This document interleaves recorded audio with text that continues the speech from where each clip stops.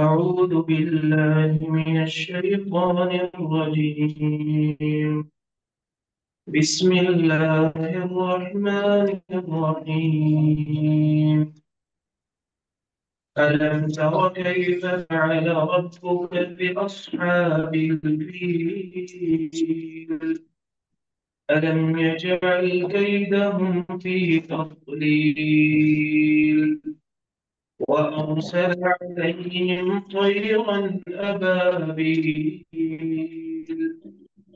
ترميهم بحجارة من سجيل فجعلهم كعصف مأكول.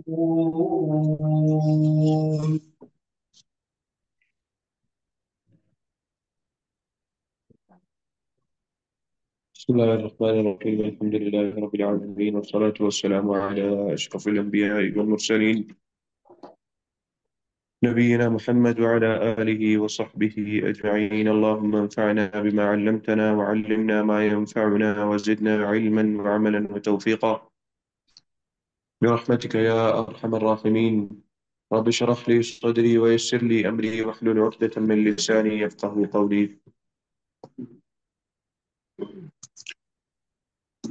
آج کی سورت الفیل ہے۔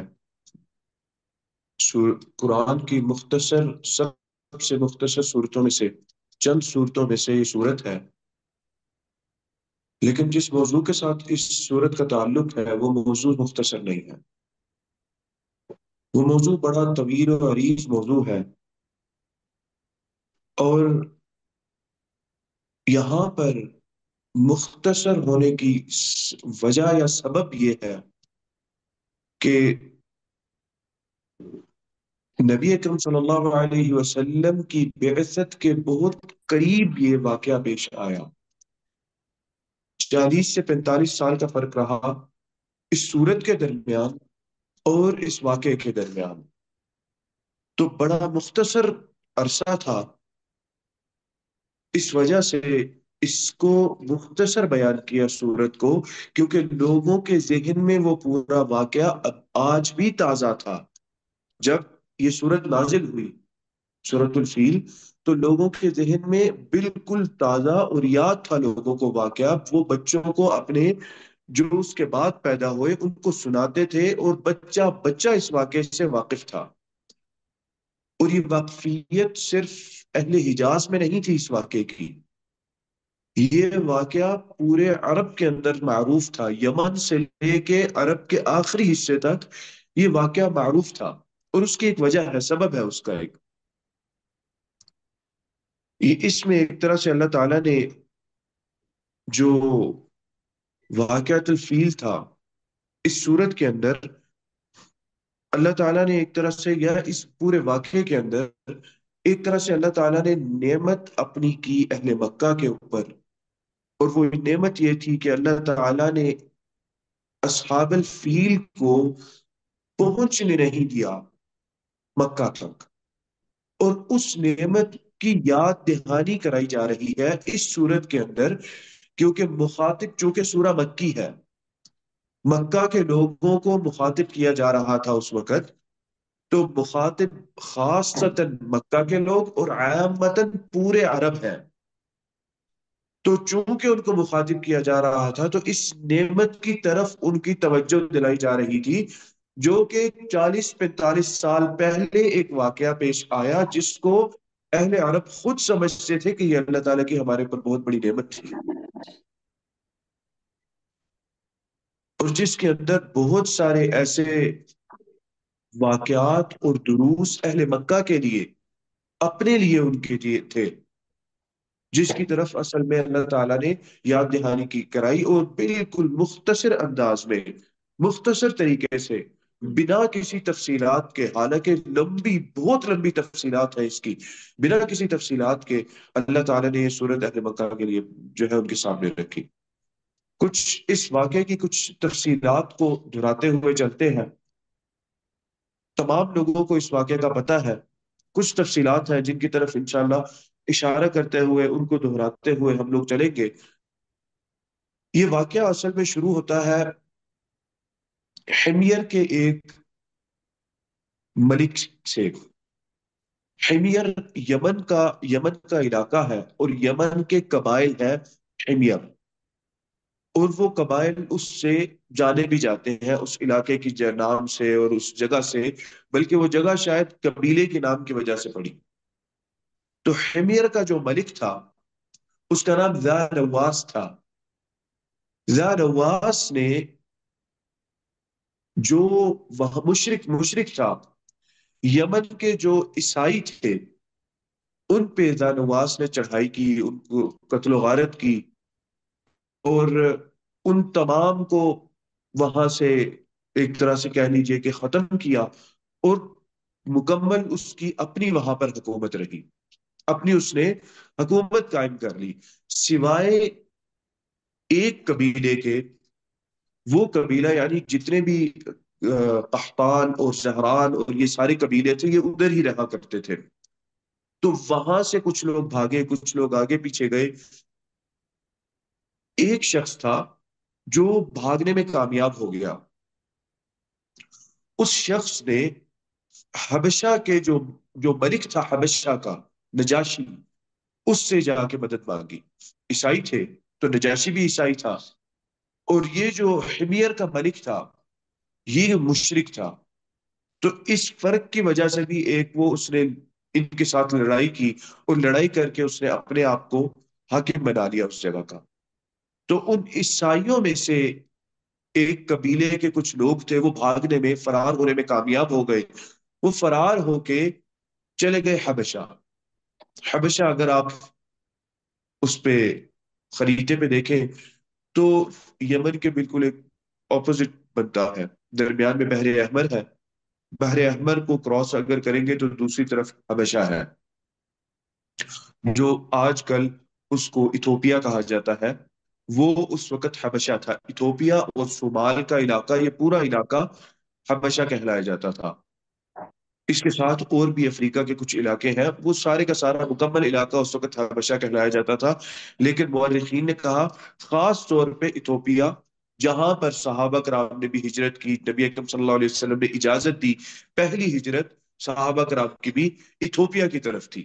ایتھوپیا کا جو علاقہ تھا حبشہ کا، جو حبشہ کے اندر آتا ہے، تو وہ لوگ وہاں پر گئے، انہوں نے نجاشی سے بات کی کہ بھئی ہمارے ساتھ اس طرح کا ظلم ہوا ہے، اور قبائل کو ختم کیا ہے، قتل و غارت کی گئی ہے، اور مشرک جو وہ ہے ملک ہے، اس نے اپنی حکومت وہاں پر قائم کر لی ہے۔ اب اس معاملے میں ہماری مدد کی جائے۔ حبشہ کے ملک نے دو نجاشی نے اپنے دو امیر بھیجے اریات، یمن کی طرف۔ حبشہ سے دو امیر آئے نجاشی کے حکم پر، ایک کا نام اریاب تھا، دوسرے کا نام ابرہہ تھا۔ انہوں نے جا کر وہاں پر جو زانواس تھا جس نے قتل و غارت کی تھی، اس کے ساتھ جنگ کی، چونکہ ان کی فوجیں بہت بڑی تھی اس وقت۔ سپر پاور تھی جو حبشہ ہے، سپر پاور جانا جاتا تھا اس علاقے کا، دنیا کے اس علاقے کی سپر پاور حبشہ کو سمجھا جاتا تھا۔ تو حبشہ نے چونکہ عیسائی لوگوں پر اس طرح کا معاملہ ان کے ساتھ پیش آیا، نجاشی نے ان کی مدد کی، اور اپنی فوجوں کے ذریعے ذا نواس کو انہوں نے ہرا دیا اور اس کو پھر ختم کیا، قتل کیا۔ ذا نواس یہ وہی شخص ہے جس نے اصحاب الاخدود کو قتل کیا تھا، جس نے لوگوں کو قتل کیا تھا جو کہ بعد میں اصحاب الاخدود کے نام سے جانے گئے۔ اور وہ بھی ایسے تھا کہ چونکہ یہ مشرک آدمی تھا ذا نواس، اور اصحاب الاخدود اللہ پر ایمان لے آئے تھے۔ یہ بھی ایک معروف سا واقعہ ہے جس کے اندر ایک بچہ، جو ذا نواس کا ایک جادوگر ہوتا ہے، وہ کہتا ہے کہ میں اب بہت بوڑھا ہو گیا ہوں، اب میرے پاس کسی بچے کو بھیجے آپ، تاکہ میں اپنا علم اس بچے کو سکھاؤں، میری عمر ختم ہو رہی ہے، میں مرنے والا ہوا۔ ذا نواس نے ایک ذہین و فطین بچہ اختیار کیا، اور اس کو کہا کہ بھائی تم فلانے ساحر کی طرف چلے جاؤ، وہ تمہیں تعلیم دینا چاہتا ہے۔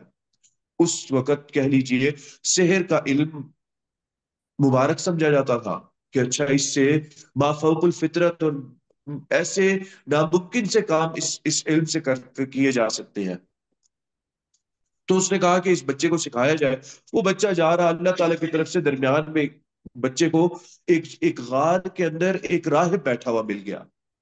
راہب کے پاس بیٹھ گیا، راہب کی بات سنی، سارے معاملات دیکھے سنے، سب کچھ. اب سحر کا پتہ تھا اس کو، جادو کیا ہوتا ہے. راہب کی بھی بات سنی، راہب نے اس کو اللہ تعالیٰ کی بات بتائی، اللہ تعالیٰ کی توحید کی بات بتائی، وحدانیت کی بات بتائی. اس کو پسند آئی بات. اس نے ایک کام کیا، اس بچے نے یہ کیا کہ بچے نے، ایک جانور تھا جس نے کچھ لوگوں کا راستہ روکا ہوا تھا.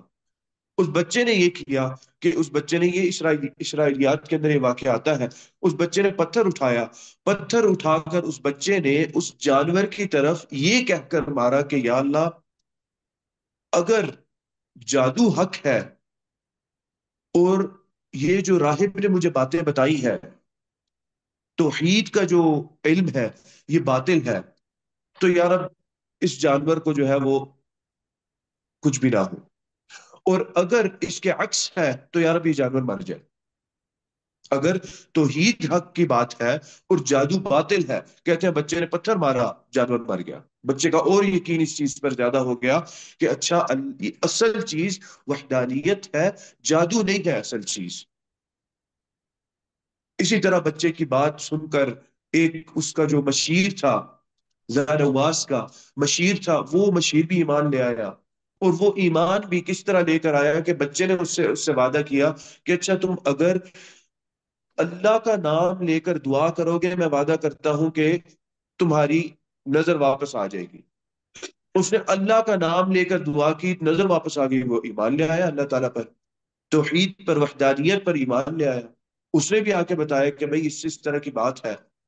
اس نے جو زانواس تھا وہ بڑا جو ہے وہ گرم ہوا. اس نے کہا کہ یہ بچہ لے کے آئے. وہ اس میں درمیان کافی ساری بات آتی ہے، آخر میں اس نے یہ کہا کہ بھئی اس بچے کو قتل کر دو. اس کی وجہ سے لوگ ایمان لا رہے ہیں. قتل کرنے کے لیے بڑے آگے، بچے کو پکڑا، بچے کو کہا کہ بھئی اس کو پہاڑ پہ لے جاؤ، اگر یہ اپنے دین سے پھرتا نہیں ہے تو اس کو پہاڑ سے پھینک دینا. پہاڑ سے پھینکنے، اس سے کہا کہ بھئی اپنے دین سے ہٹو یا اپنا دین چھوڑ دو، اگر نہیں چھوڑو گے تو مارے جاؤ گے. اتنی سی بات تھی کہ پہاڑ پہ زلزلہ سا آیا، وہ لوگ سارے گر گئے، اوپر سے اونچائی سے وہ سارے نیچے گر گئے. بچہ بچ گیا، بچہ پیدل چل کے واپس ملک کے پاس چلا گیا.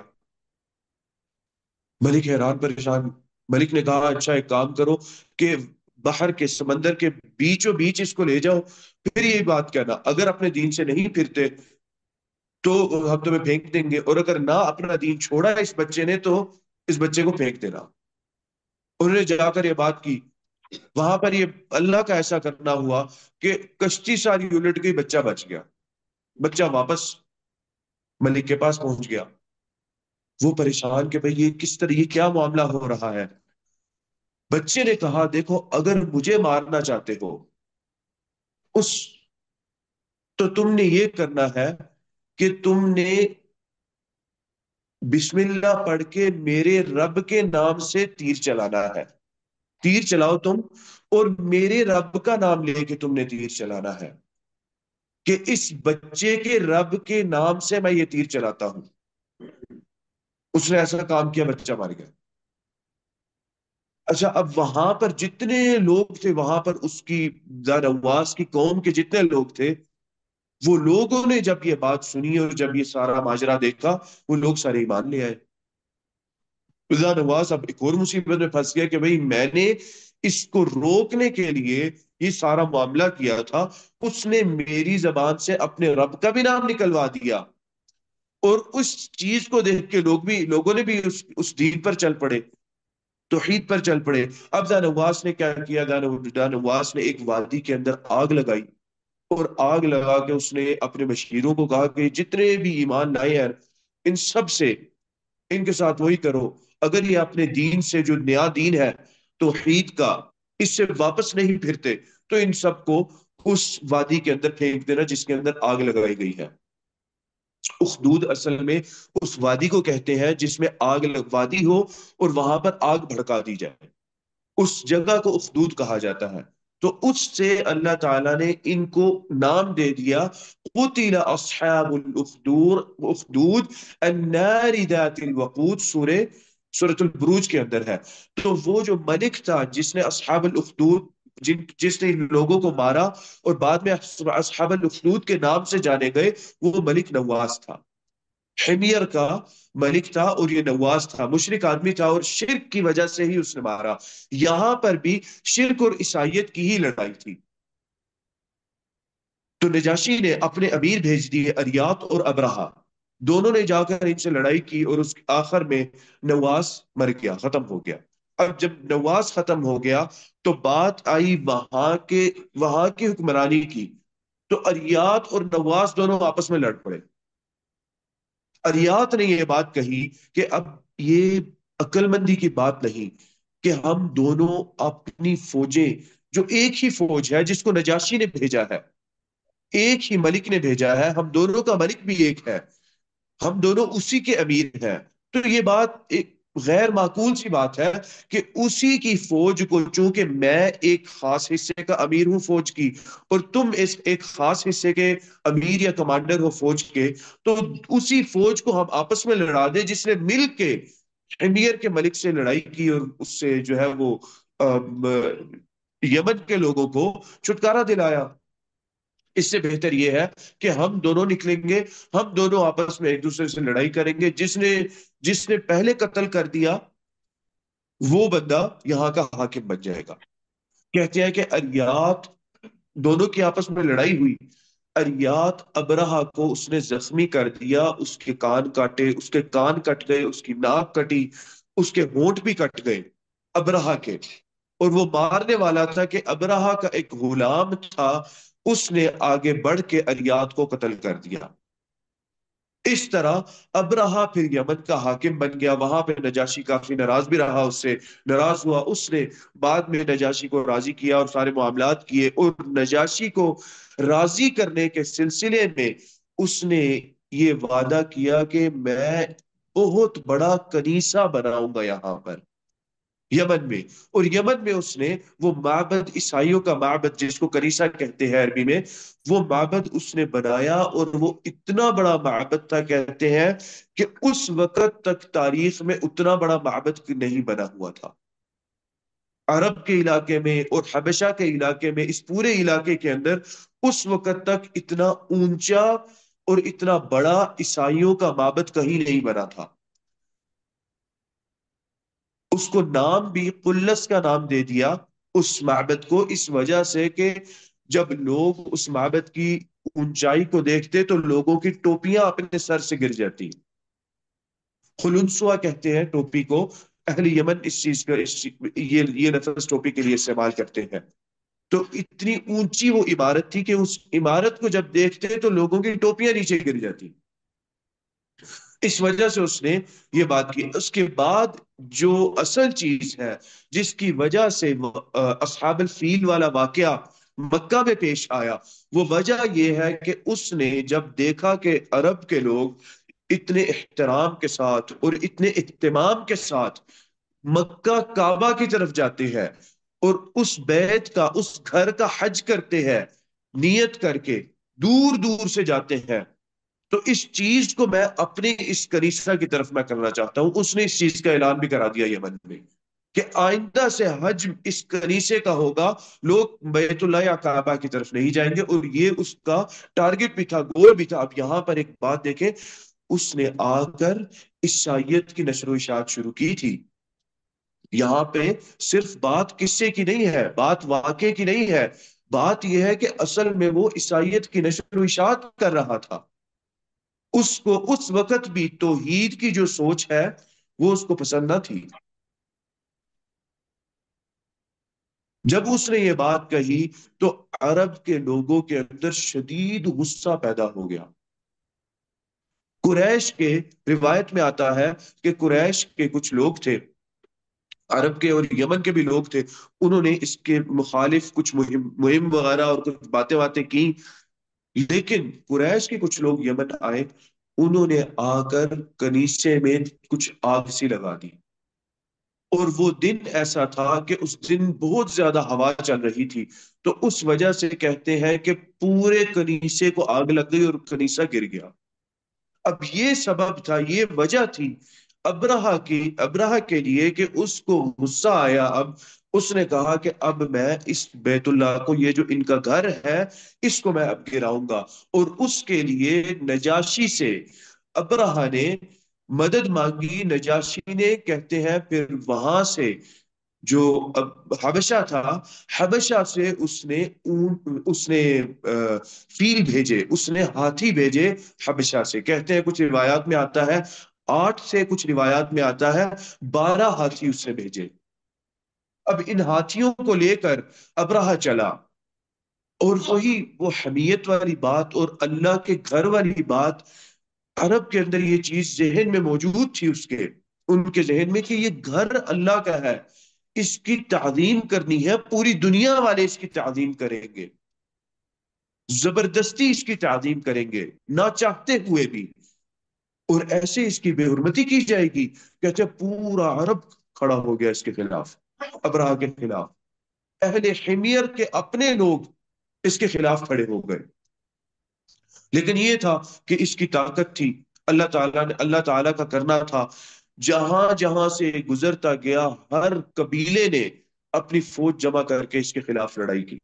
تمام عرب نے ایک طرح سے وعدہ کر لیا کہ ہم اس کو گزرنے نہیں دیں گے، ہماری زمین سے یہ تب گزرے گا جب ہم سے یہ لڑائی کر لے گا۔ حالانکہ مشرک تھے وہ لوگ، اس کے باوجود یہ تعظیم والی بات، اللہ تعالیٰ کے گھر کی بات، اس کا مطلب یہ ہے کہ اللہ کے وجود کا علم تھا ان لوگوں کو۔ اور یہ بات بھی اس چیز کی طرف اشارہ دیتی ہے کہ نبی اکرم صلی اللہ علیہ وسلم کو اللہ تعالیٰ نے عرب کی سرزمین پر کیوں مبعوث فرمایا؟ بہت سے لوگ یہ بات کرتے ہیں، اور اس چیز کا اشارہ لوگ یہ کرتے ہیں کہ سب سے گھٹیا قوم یہ تھی، اور اس گھٹیا قوم کی طرف اللہ تعالیٰ نے پھر اتنی گھٹیا اور اتنے خراب ہو گئے کہ اللہ تعالیٰ نے نبی بھیجا۔ حقیقت یہ ہے کہ آج بھی 500 عیسوی، وہ زمانہ تقریباً 570 560 عیسوی آپ صلی اللہ علیہ وسلم کی پیدائش بتائی جاتی ہے، 560 570 تقریباً یہ پیدائش بتائی جاتی ہے آپ صلی اللہ علیہ وسلم کی۔ اس وقت آج بھی عیسائیوں کی تاریخ کی کتب اٹھا لیں، روم کو دیکھ لیں اور یونان کو دیکھ لیں، وہ تہذیبیں، ان کے اندر کیا معاملات چل رہے تھے، ان کو پڑھ کے انسان کہتا ہے کہ چونکہ ہم نے تو عرب کا پڑھا ہے، اسلام کے لحاظ سے ہم نے پڑھا ہے کیسے تھے سیرت النبی، اور سارے معاملات، ان کے اخلاق بھی تھے، ان کے آداب بھی تھے، ان کے اندر بہت ساری اچھی چیزیں تھیں اور بری چیزیں بھی تھیں، جیسے بچیوں کو دفن کر دینا اور دوسری چیزیں۔ اسی کے ساتھ بہت ساری اچھی صفات بھی ان کے اندر موجود تھی، جن کو اللہ تعالیٰ نے رکھا، یعنی اسلام کے آنے کے بعد ان کا اقرار کیا، ان کو وہیں پر رہنے دیا۔ اس سے پتہ چلتا ہے، یعنی یہ ایک طرح سے بے حرمتی ہے کہ سب سے گھٹیا لوگوں میں سے اللہ تعالیٰ نے نبی اکرم صلی اللہ علیہ وسلم کو اختیار کر لیا تھا کہ آپ صلی اللہ علیہ وسلم کا، یعنی وہ سب سے گھٹیا اور سب سے نیچ نسب اور سب سے نیچ معاملہ آپ صلی اللہ علیہ وسلم کا، بلکہ اس وقت باقی لوگوں کی نسبت اگر ہم مقارنہ کریں، اگر ہم برابری کریں، تو اس سرزمین کے لوگ قدرے بہتر تھے۔ اس وجہ سے اس سرزمین کے لوگوں کو اختیار کیا گیا۔ عبادت کے لحاظ سے معاملہ مختلف نہیں تھا ابرہہ کا اور ان لوگوں کا، وہ بھی بتوں کی ہی پوجا کرتے تھے، اگرچہ عیسائی کہلائے جاتے تھے۔ حضرت عیسیٰ علیہ السلام پر فرق یہ تھا کہ عیسیٰ علیہ السلام پر ایمان تھا ان کا، انجیل پر ایمان تھا ان لوگوں کا، لیکن عبادت وہ بھی بتوں کی کر لیا کرتے تھے۔ تو فرق کوئی نہیں تھا اس چیز کے اندر۔ اس صورت کے اندر اللہ تعالیٰ نے یہ بھی بات، اس کی بھی وضاحت فرمائی کہ اصل میں تمہاری مدد اللہ تعالیٰ نے تمہاری افضلیت کی وجہ سے نہیں کی، تمہاری مدد اللہ تعالیٰ نے اس گھر کی حرمت اور عظمت کے لیے کی وجہ سے کی، جس گھر کی طرف یا جس گھر کے قریب یا وہاں پر ایک نبی مبعوث ہونا تھا، اور اس نبی کی وجہ سے اس سرزمین کو سب سے افضل سرزمین بنا دیا اس پوری دنیا کے اندر۔ تو ان تمام چیزوں کی طرف اشارہ کیا جا رہا تھا۔ اور ابرہہ ہاتھی لے کر جب چلا تو تمام قبائل، جتنے قبیلے تھے، کسی نے یہ نہیں کیا کہ بھئی ہم سرنڈر کر لیتے ہیں، اتنی بڑی فوج ہے، ہم سے تو نہیں لڑائی ہوگی۔ اللہ تعالیٰ چاہتے تھے کہ وہ پہنچے وہاں پر، تاکہ اس کو عبرت کا نشانہ بنایا جائے۔ اس کے اندر لوگوں کے لیے بہت سارے دلائل تھے، بہت سارے درس تھے، سیکھنے کی چیزیں تھی۔ اللہ تعالیٰ چاہتے تھے کہ یہ لوگ وہاں پہنچے۔ کسی قبیلے نے وہاں پر ان کے سامنے کھڑے ہو کر یہ نہیں کہا کہ بھئی ہم سرنڈر کرتے ہیں۔ ہر قبیلے نے ان سے لڑائی کی اور وہ قتل ہوئے، وہ لوگ ختم ہوئے۔ یہاں تک کہ ایک قبیلہ تھا، انہوں نے لڑائی کی، سارے مارے گئے۔ ان کا سردار تھا نفیل بن حبیب نام سے، یہ ابھی یمن میں ہی تھے یہ لوگ، نفیل بن حبیب کے نام سے۔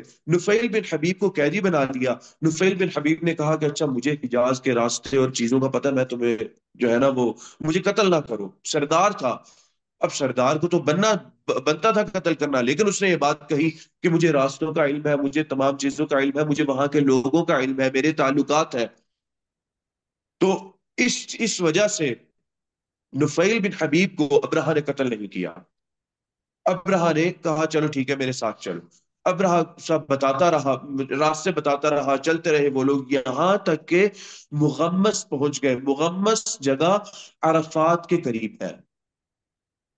کچھ لوگوں نے اس کو یہ بھی کہا کہ یہ جگہ عرفات اور مزدلفہ کے درمیان پائی جاتی ہے۔ حرم سے اس جگہ کا فاصلہ، مغمس کا فاصلہ حرم سے 30 کلومیٹر کا فاصلہ ہے۔ یہاں پر آ کر اس نے اپنا پڑاؤ ڈالا اور ایک حمیری آدمی کو اس نے مکہ بھیجا اندر،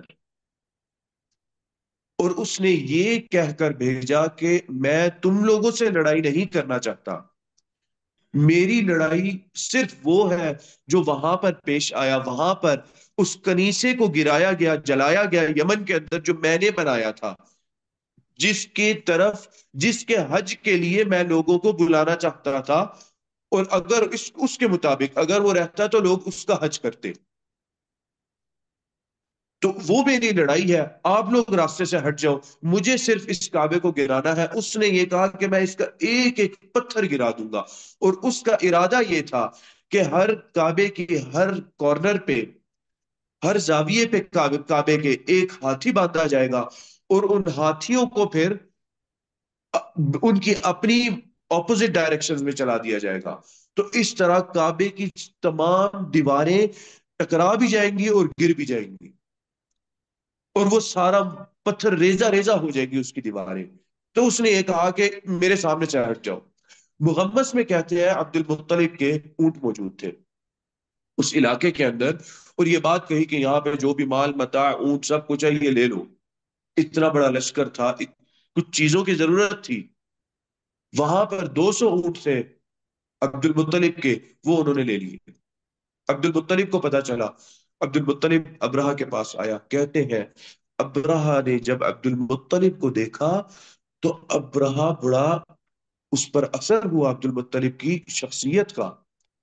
کہتے ہیں عبد المطلب بہت خوبصورت تھے، اور ان کی ایک خاص شخصیت تھی۔ کہتے ہیں ابرہہ پر عبد المطلب کی شخصیت کا رعب بھی طاری ہوا، بڑا متاثر ہوا عبد المطلب کو دیکھ کر ابرہہ۔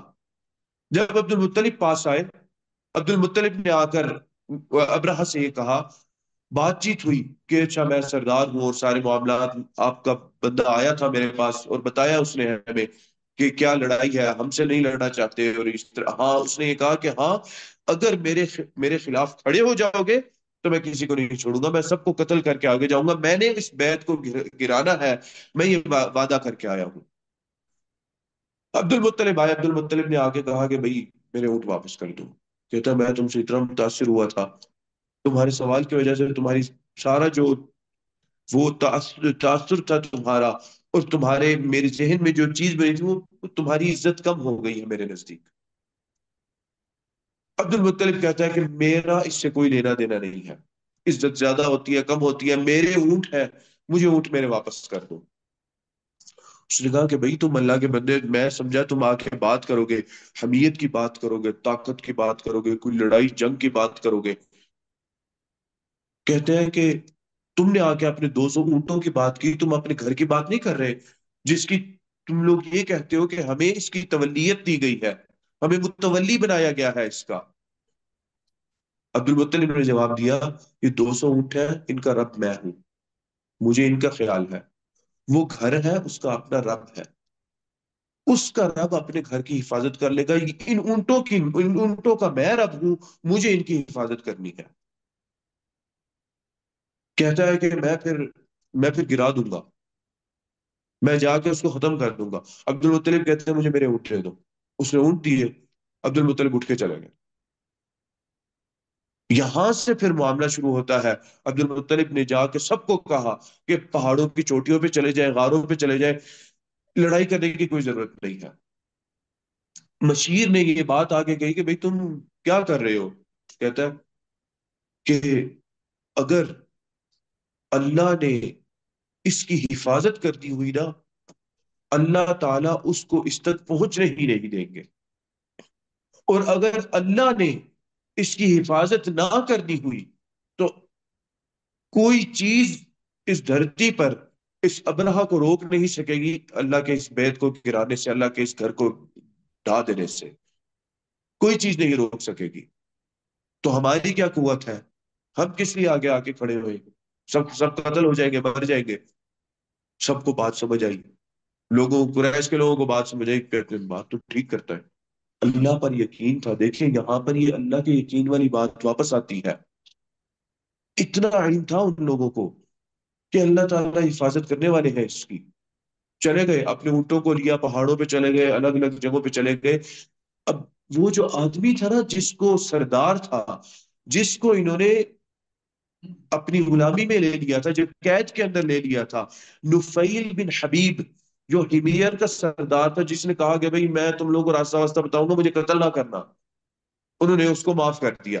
نفیل بن حبیب نے ہاتھی کو یہ بات کہی کہ اللہ کا گھر ہے آگے، ہاتھی جو ابرہہ جو سب سے بڑا ہاتھی تھا، روایات کے اندر آتا ہے اس کا نام محمود تھا، اس کے کان کو پکڑ کے اس کے کان کو پکڑ کے نفیل بن حبیب نے اس کے کان میں یہ بات کہی، اے محمود یہ اللہ کا گھر ہے، آگے نہ بڑھنا، بیٹھ جا یہیں پر، یا واپس خیریت کے ساتھ واپس لوٹ جا۔ یہ کہہ کر نفیل بن حبیب خود پہاڑوں کی طرف بھاگ گیا۔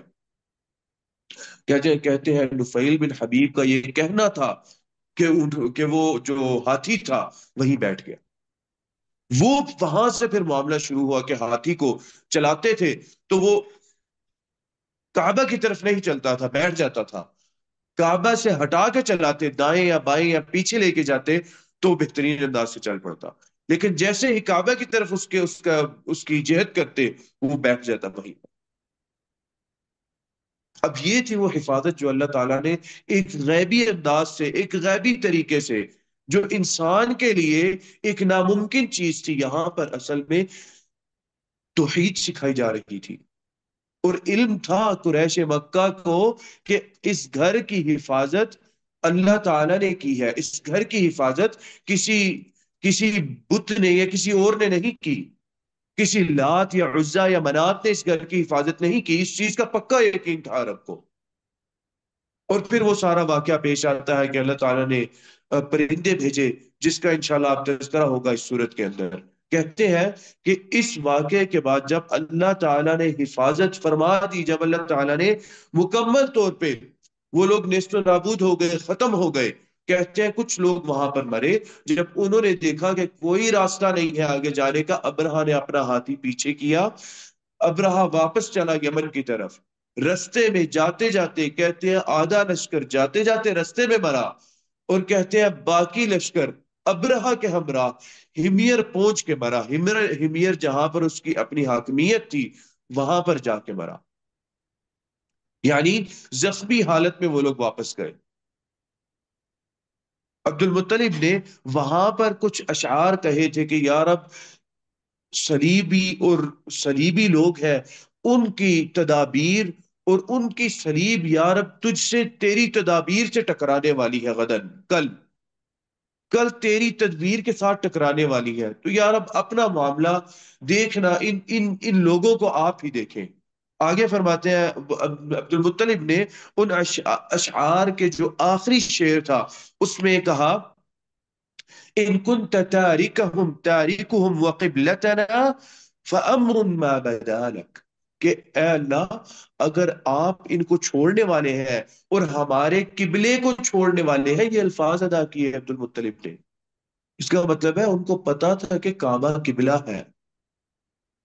بہت ساری چیزیں اس قصے سے معلوم ہوتی ہیں کہ عرب میں بہت ساری چیزوں کا علم تھا، اس وجہ سے عرب دوسری جتنے بھی جو علاقے ہیں ان کی یا دوسری تہذیبیں اس وقت جتنی بھی پائی جاتی تھیں، ان میں سے پوری دنیا میں کچھ شرافت اگر موجود تھی تھوڑی بہت، وہ عرب میں ہی موجود تھی۔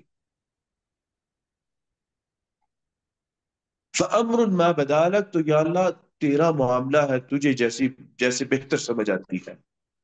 کہتے ہیں اس واقعے کے بعد 3-4 سال تک عرب صرف اللہ کی عبادت کرتے رہے، اہل مکہ اور قریش صرف اللہ کی عبادت کرتے رہے 3-4 سال تک۔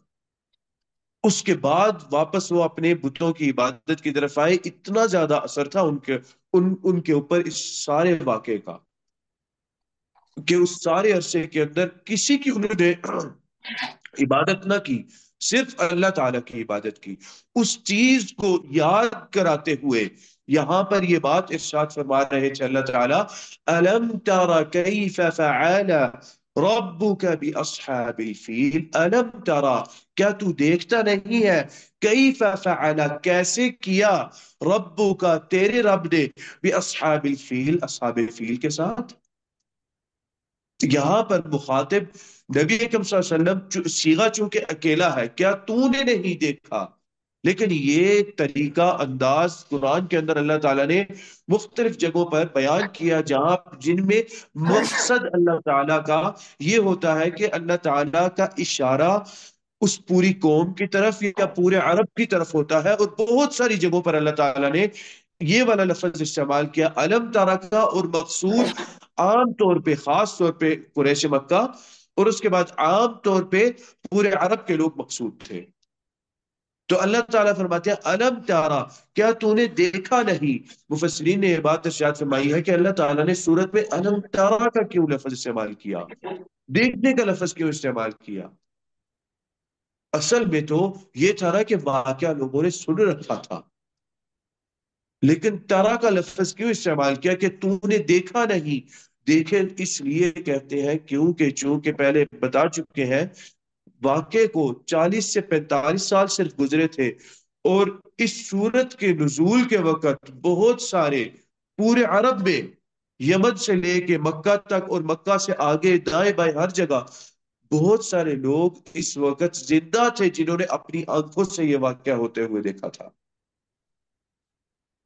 یا تو وہ لوگ ایسے تھے جنہوں نے لڑائی کے اندر حصہ لیا تھا، جب ابرہہ مکہ کی طرف جا رہا تھا اس لڑائی کے اندر حصہ لیا، ابرہہ کی پورے لشکر کو دیکھا، ابرہہ کے ہاتھیوں کو دیکھا، ابرہہ کو خود دیکھا ہوا تھا، اس وجہ سے اللہ تعالیٰ نے، یعنی بہت تازہ تھا یہ واقعہ ان کے ذہن میں، اس لیے اللہ تعالیٰ نے مختصر بھی بیان کیا اور الفاظ یہ والے اختیار کیے۔ اللہ تعالیٰ نے الم ترا، کیا تم دیکھتے نہیں ہو، کیف فعل، کیسے اللہ تعالیٰ نے ان کے ساتھ برتاؤ کیا، کیسا معاملہ کیا، کن لوگوں کے ساتھ، بھی اصحاب الفیل، اصحاب الفیل کے ساتھ، ان کا جو بھی معاملہ تھا وہی بات ہے، اس چیز کی طرف یاد دہانی اللہ تعالیٰ کرا رہے ہیں کہ یاد نہیں ہے اس کے بعد تم لوگوں نے 3-4 سال تک صرف اللہ کی عبادت کی تھی، حالانکہ کٹر سخت مشرک لوگ تھے کفار مکہ، قریش مکہ، بت گھر رکھے تھے، بت بنا رکھے تھے انہوں نے اپنے، اس کے باوجود انہوں نے یہ عبادت کی، اور اس چیز کی طرف، اس چیز کو اللہ تعالیٰ یاد دلا رہے ہیں، کہہ رہے ہیں کہ محمد بھی تو مختلف بات نہیں بتاتے، محمد صلی اللہ علیہ وسلم بھی بات تو یہی کہہ رہے ہیں کہ صرف ایک اللہ کی عبادت کرنی ہے، اس ایک اللہ کی جس کی تم لوگوں نے کئی سال عبادت کی، واقع فیل کے بعد کسی بت کو نہیں پوجا، کس چیز کو ذہن میں رکھتے ہوئے کہ اللہ کے گھر کو واقع فیل کے اندر صرف اللہ نے بچایا، کسی اور بت نے نہیں بچایا تھا۔ تو وہی بات تو نبی اکرم صلی اللہ علیہ وسلم کرتے ہیں، قولوا لا الہ الا اللہ تفلحوا تملک العرب والعجم، کہ اے لوگو لا الہ الا اللہ کہہ لو، تم لوگ کامیاب ہو جاؤ گے۔ لا الہ، کوئی معبود نہیں، الا اللہ، سوائے اللہ کے۔ تو یہ تو وہی بات ہے جو واقع فیل بات تم لوگوں نے کیا، کسی کی عبادت نہیں کی سوائے اللہ کے۔ کس وجہ سے؟ کہ اللہ نے اس گھر کو بچایا جس کو تم سمجھتے ہو کہ تمہیں تولیت اس کی دی، متولی بنایا اس کا۔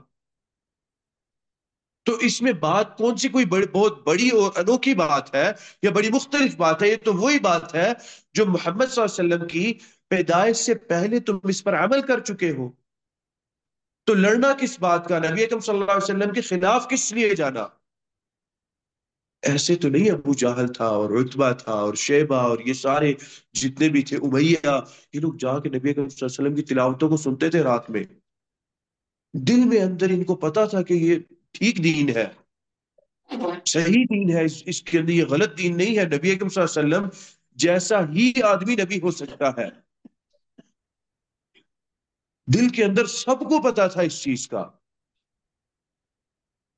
آپ صلی اللہ علیہ وسلم کو اپنی آنکھوں سے خود دیکھ چکے تھے، معاملات کر چکے تھے آپ صلی اللہ علیہ وسلم کے ساتھ۔ عتبہ جو کہ عرب کے حکماء میں سے تھا، یعنی عتبہ کی بات کو آخری بات ایک طرح سے سمجھا جاتا تھا کہ عتبہ نے اگر بات کر دی تو یہ بس بالکل آخری بات ہے۔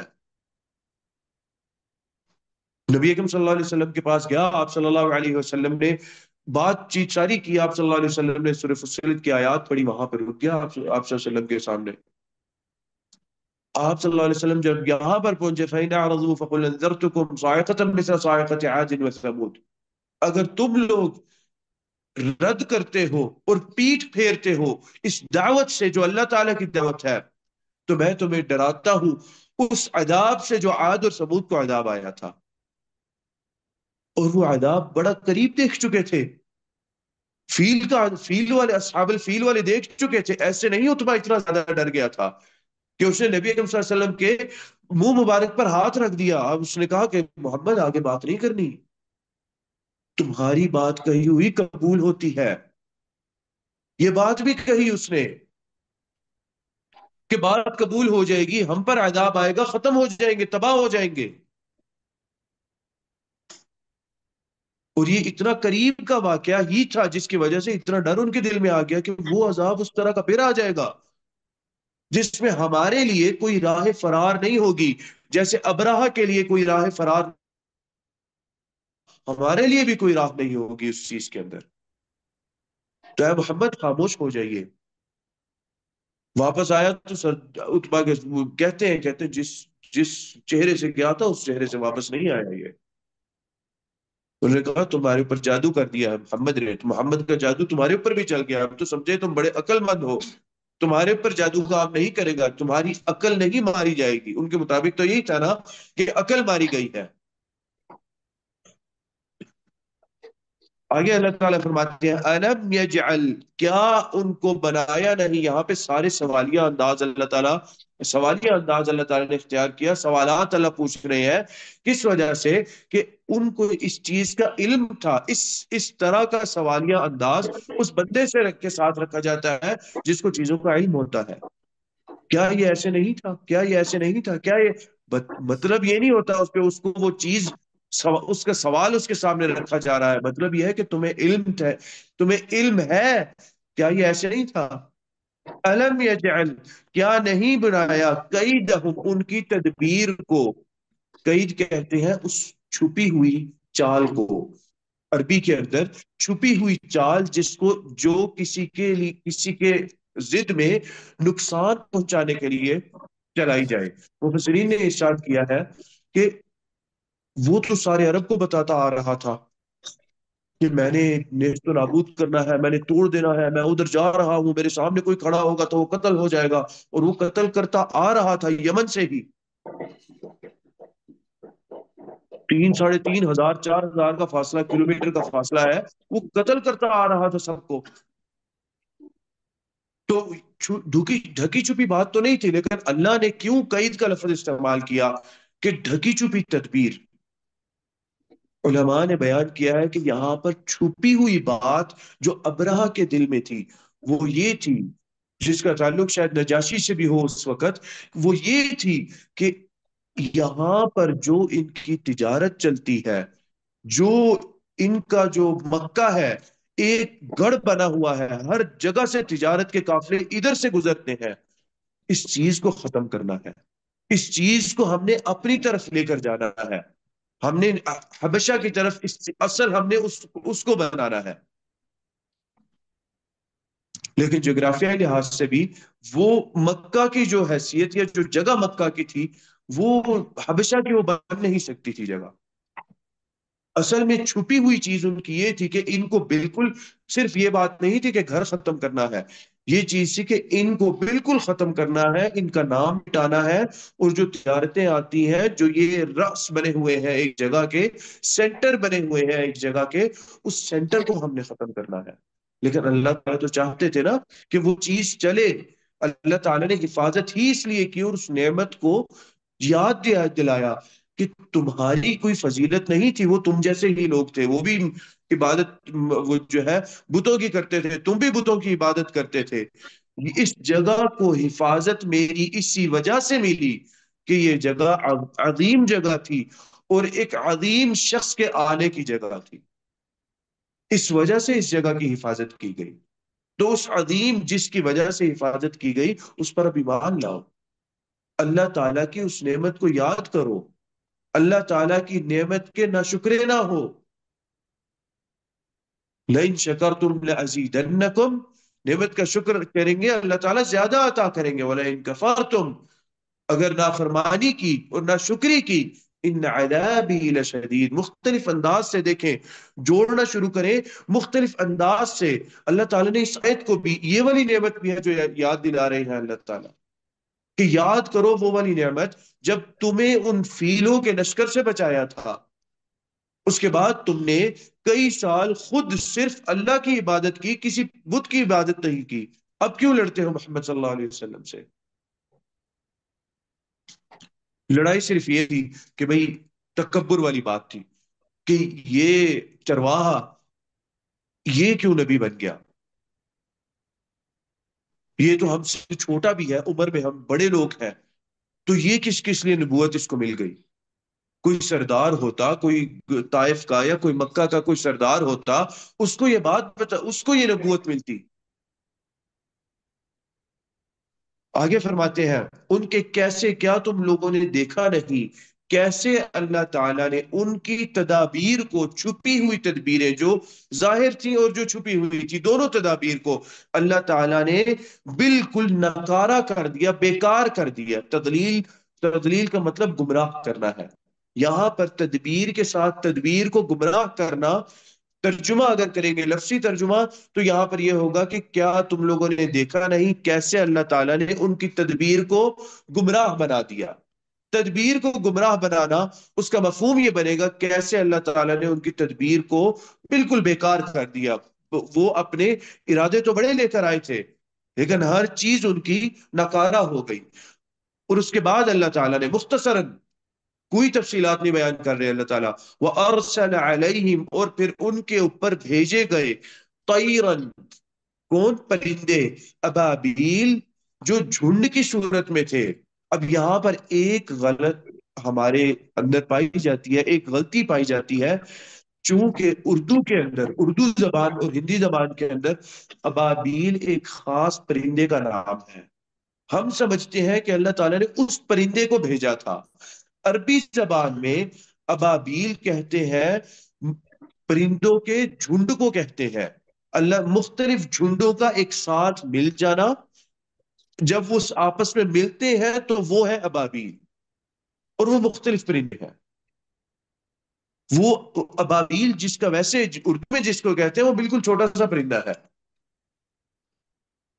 لیکن جیسے آتا ہے تاریخ کے اندر کہ وہ پرندے ان کی چونچ میں ایک کنکر تھی اور ان کے پاؤں میں دو دو تھی، اور پاؤں کے متعلق آتا ہے کہ ان کے پاؤں اونٹ جیسے بڑے پاؤں تھے۔ جو وہ پرندے آئے تھے اور جس کو بیان کرتے ہیں، یعنی چونکہ اس وقت اہل مکہ کے وہ لوگ زندہ تھے جنہوں نے اپنی آنکھوں سے یہ چیزیں دیکھی تھیں، اور یہ علم ترا کے اندر یہی بات آتی ہے کہ انہوں نے اپنی آنکھوں سے دیکھا ہوا تھا، تو انہوں نے وضاحت کی، ان سے یہ بات آتی ہے کہ ان کے جو پاؤں تھے یا پنجے تھے وہ اونٹ کے قدموں جیسے تھے، جس کو عربی میں خف کہا جاتا ہے، یعنی اتنے بڑے بڑے ان کے جو ہے وہ پنجے تھے۔ تو ابابیل اصل میں وہ خاص پرندہ نہیں ہے جس کو اردو زبان کے اندر ہم ابابیل کہتے ہیں۔ ابابیل اصل میں کچھ مفسرین نے یہ بھی کہا ہے، ابابیل گروہ کو کہتے ہیں، گروہوں کا آپس میں مل جانا، چاہے وہ انسان کے ہی کیوں نہ ہو، وہ بھی ابابیل ہوں گے۔ اصل میں یہ گروہ ہے، اور گروہ آئے اور آپس میں مل گئے، وہ ابابیل ہے۔ کچھ لوگوں نے کہا کہ نہیں، یہ پرندوں کے جھنڈ ہے، پرندوں کے جھنڈ مختلف جگہوں سے آئے اور وہ آپس میں آ کے مل جائے تو وہ ابابیل کہلائے جاتے ہیں۔ مکہ کے لوگوں نے یہ بات کہی کہ ہم نے جو پرندے دیکھے وہ مکہ کی تاریخ میں کبھی مکہ کے آسمان پہ نہیں دیکھے گئے تھے پرندے۔ اور کچھ لوگوں نے یہ کہا کہ نہ ہی وہ یمن کی طرف دیکھے گئے، نہ عراق کی طرف، نہ سیریا کی طرف، نہ شام کی طرف، کہیں پہ وہ پرندے نہیں دیکھے گئے۔ تو اس سے کچھ لوگوں نے یہ بات کہی کہ وہ ساحل بحر احمر کی طرف سے وہ پرندے آئے، اور وہ پرندے وہیں پر رہتے ہیں، زمین کے کسی اور حصے پر نہیں آتے۔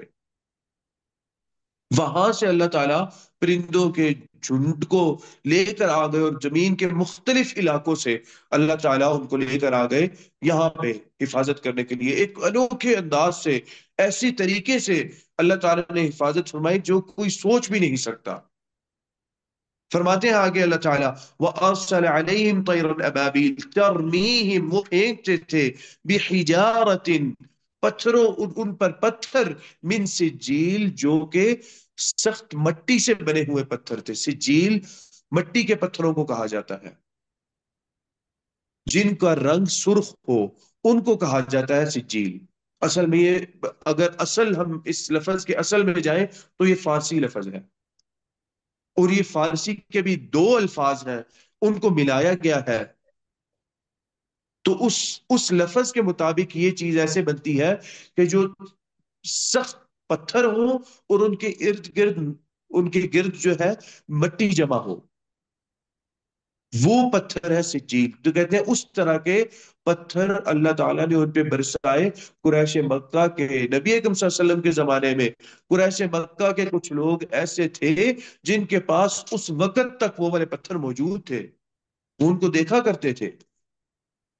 بہت سارے لوگوں نے یہ بات کہی کہ میں نے فلانے اور فلانے کے پاس فلانا فلانا قسم کا پتھر دیکھا ہے، اور وہ اٹھائے گئے تھے، وہ پتھر اس وقت اٹھائے گئے تھے جب پرندوں نے پھینکے تھے ان پر، جو فیل والا لشکر تھا اس پر۔ ایسے پتھر کے ذریعے، یعنی بالکل چھوٹے سے پتھر کے ذریعے اتنے بڑے بڑے جانوروں کو اللہ تعالیٰ نے تباہ و برباد کر دیا۔ بے عزتی والی بات ہے، سخت بے عزتی والی چیز کہ اتنے بڑے جانور ہیں اور اتنی چھوٹی سی چیز اللہ تعالیٰ کی طاقت ہے، اللہ تعالیٰ کے لشکر ہیں، کون سے ہیں، کس طرح، ہمیں ان کا علم نہیں ہے۔ نبی اکرم صلی اللہ علیہ وسلم نے فرمایا آپ کو جو غم پہنچتا ہے یہ اللہ تعالیٰ کے لشکروں میں سے ایک لشکر ہے، ہمیں غم پہنچتا ہے انسانوں کو۔ اسی لیے تو نبی اکرم صلی اللہ علیہ وسلم نے یہ دعا سکھائی، اللہم انی اعوذ بک من الہم والحزن واعوذ بک من العجز والکسل واعوذ بک من الجبن والبخل۔ یہ ساری اللہ تعالیٰ کے لشکر ہے۔ ہم سمجھتے ہیں کہ یہ ہماری نفسیاتی مسائل ہے، کسی کا ڈرپوک ہونا، کسی کا جو ہے بالکل وہ جبان ہونا، اس طرح کی ساری چیزیں ہم یہ سمجھتے ہیں کہ بالکل یہ ہمارے نفسیاتی مسائل ہیں۔ اصل میں یہ اللہ تعالیٰ کے لشکر ہے جو اللہ تعالیٰ لوگوں پہ چھوڑ دیتے ہیں۔ ہم ان کا جو علاج کرتے ہیں، ہم ادویہ کے ساتھ، دوائیوں کے ساتھ ان کا علاج کرتے ہیں۔ ٹھیک ہے، وسائل ہے، اسباب ہے، ان کا انکار نہیں کیا جاتا، وہ وسائل لینا توحید کا حصہ ہے، ان کو اختیار کرنا توحید کا حصہ ہے، لیکن یہ روحانی علاج بھی ذہن میں رکھا جائے، اصل اثر اس روحانی علاج کا ہے۔ آگے اللہ تعالیٰ نے فرمایا فَجَعَلَهُمْ، اور وہی بات ہے اللہ تعالیٰ بار بار یاد دلا رہے ہیں کہ ہم نے کیا بنا دیا، ہم نے بنا دیا ان کو كَعَصْفٍ، عصف کہتے ہیں جو چھلکا ہوتا ہے نا، کسان جب اپنی جو کھیت ہے اس کے اندر جب وہ دانے نکالتا ہے، جب دانے نکالتا ہے تو وہ چھلکوں کو پھینک دیتا ہے، اس چھلکے کو عصف کہتے ہیں، کہتے ہیں وہ بالکل بیکار ہوتا ہے، پرندے اس کو کھاتے ہیں، کچھ پرندے اس کو کھاتے ہیں، کچھ پرندے نہیں کھاتے۔ کہتے ہیں اللہ تعالیٰ ہم نے تمہیں اس طرح کا کھوکھلا بنا دیا۔ اس سے کچھ لوگوں نے یہ بات لی کہ جب وہ کنکر ان کے اوپر گرتا تو ان کے جسم گل سڑ جاتے، بالکل ختم ہو گئے ان کے جسم، صرف ان کا چھلکے کے طور پہ ان کی چمڑی باقی رہ گئی، اندر سے ان کے جسم جل کے بھون کے ختم ہو گئے، اور وہ کنکر جیسے گرتی تھی ان کے ساتھ یہ معاملہ ہوتا تھا۔ کیا عصف کہ اللہ تعالیٰ نے اس جیسے، اس چھلکے جیسے ان کو بنا دیا۔ وہ عصف کیا ہے؟ مأکول، جو کہ وہ کھایا جاتا ہے، کن سے؟ پرندوں سے کھایا جاتا ہے، پرندے ان عصف کو کھاتے ہیں، اس کو کوئی ہاتھ بھی نہیں لگاتا، بالکل بیکار اللہ تعالیٰ نے ان کو بنا دیا۔ ان کی جو تدبیر تھی اس کو بھی ختم کر دیا، تباہ و برباد کر دیا اللہ تعالیٰ نے۔ اور اس کے بعد ان پر جو عذاب تھا وہ ایسا تھا کہ پورا لشکر تباہ ہوا، ایسی بات نہیں تھی کہ لشکر کا کچھ حصہ اور کچھ باقی نہیں، جو باقی کچھ تو وہیں مر گئے، جو باقی بچے وہ رستے میں جاتے جاتے مر گئے، اور جو باقی کا لشکر تھا جو بالکل تھوڑا سا رہ گیا تھا، جن میں ابرہہ تھا، اس کو اللہ تعالیٰ نے اس کی اپنی زمین پر، جہاں پر اس کی حکمرانی تھی، جہاں پر اس کی طاقت تھی، وہاں لے جا کر اللہ تعالیٰ نے مارا، سب کے لوگوں کے سامنے عبرت بنا کر مارا۔ اور ایک اور عبرت بھی ہے، اللہ نے پورے رستے سے گزارا جہاں سے تباہی کرتا ہوا آیا، اور یہ خناس ذہن میں لے کے آیا کہ میں اس کعبہ کو تباہ کرنے جا رہا ہوں، مجھے کوئی روک کے دکھائے۔ اس پورے رستے سے واپس آیا، انہی لوگوں نے دیکھا جن لوگوں نے اس سے لڑائی کی، جن لوگوں کو قتل کر کے گیا تھا، جن لوگوں کو اپنا غلام بنا کے گیا۔ اور اس کے بعد کہتے ہیں کہ یمن کے اندر حبشیوں کی بالکل طاقت ختم ہو گئی تھی، اور بغاوتیں کھڑی ہو گئی تھی، ہر قبیلے کا، ہر یمن کے قبیلے کا سردار کھڑا ہو جاتا اور وہ بغاوت کر کے ان کو اپنے علاقے سے نکال دیتا۔ کہتے ہیں ان کا اس واقعے کے بعد ان کا کوئی جو ہے نا، کوئی طاقت یمن کے اندر نہیں رہی، یہاں تک کہ جو باقی تھے وہ فرار، بہت سارے قتل ہو گئے اور بہت سارے فرار ہو کے واپس حبشہ چلے گئے۔ ان کا آخر جو ہے معاملہ یہی ہوا، بالکل اللہ تعالیٰ نے ان کو دھتکار دیا، ختم کر دیا۔ تو اس چیز کی طرف اللہ تعالیٰ اس صورت کے اندر جو ہے وہ اشارہ کر رہے ہیں، کیونکہ سارے عرب نے دیکھا، ان سے لڑائی بھی کی، اور پھر اس کے بعد ان کا نتیجہ بھی دیکھا، دکھایا اللہ تعالیٰ نے، واپس لے کر پورے یمن تک واپس گیا، حمیر میں جہاں پہ حکومت تھی، سردار تھا، اور وہاں کا جو ہے سلطان بنا پھرتا تھا، اس سلطانی میں لا کے اللہ تعالیٰ نے مارا، ختم کیا، دکھا دیا اللہ تعالیٰ نے حیثیت اور اصلیت کے، اصلیت کیا ہے۔ اور بات اصل وہی ہے جو اللہ کے نبی صلی اللہ علیہ وسلم نے کہی ہے کہ ہم ایمان لائیں گے تو فلاح ایمان لانے سے ہے، فلاح اللہ تعالیٰ پر یقین کے ساتھ ہے، کامیابی اسی چیز کے اندر ہے۔ اللہ تعالیٰ سے دعا ہے کہ جو کہا اور جو سنا اللہ تعالیٰ ہمیں اس پر عمل کرنے کی توفیق عطا فرمائے۔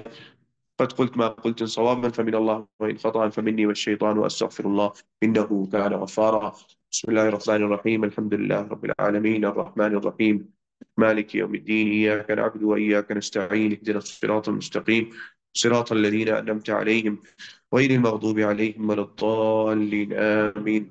اللهم اغفر لنا ما قدمنا وما أخرنا وما أسررنا وما أعلنا وما أنت أعلم به منا، أنت المقدم وأنت المؤخر، لا إله إلا أنت، رب ارحمهما كما ربياني صغيرا، رب ارحمهما كما ربياني صغيرا، رب ارحمهما كما ربياني صغيرا۔ اللهم أنت الأول فليس قبلك شيء، وأنت الآخر فليس بعدك شيء، وأنت الظاهر فليس فوقك شيء، وأنت الباطن فليس دونك شيء، لا إله إلا أنت، سبحانك إنا كنا من الظالمين، لا إله إلا أنت، سبحانك إنا كنا من الظالمين۔ اللهم انصر إخواننا المسلمين في كل مكان، اللهم انصرهم على عدوك وعدوهم، اللهم انصرهم على عدوك وعدوهم، اللهم انصرهم على عدوك وعدوهم، اللهم قاتل الكفرة الذين يصدون عن سبيلك ويكذبون رسلك ويقاتلون أولياءك، اللهم خالف بين كلمتهم، اللهم خالف بين كلمتهم، اللهم خالف بين كلمتهم، اللهم زلزل أقدامهم، اللهم زلزل أقدامهم، اللهم زلزل أقدامهم. ربنا تقبل منا إنك أنت السميع العليم، وتب علينا إنك أنت التواب الرحيم. وصل اللهم على نبينا محمد وعلى آله وصحبه أجمعين.